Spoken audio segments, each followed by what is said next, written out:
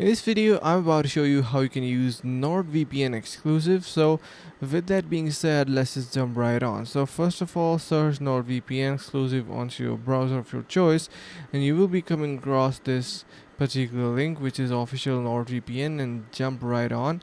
And from here, create your very first account. So you can see our NordVPN platform is up and ready to go. Now what we need to do here is simply click on this login option, or if you do not have an account, you can create that from here as well. Let me show you. This is how it looks, and once you are there, you will be able to simply sign into your account like I have done already. So from here, if you want to access and use NordVPN, you need to download it for your Android iOS device, or what you can do is simply get an extension. So that is going to be making your life really easier, as you can see over here. Let me just show you.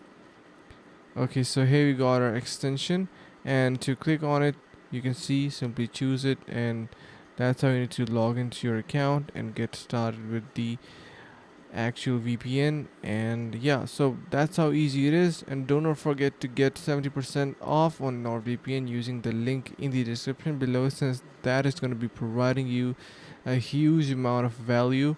And yeah, so stay tuned for more, make sure to subscribe, and with that being said, see you in the next video.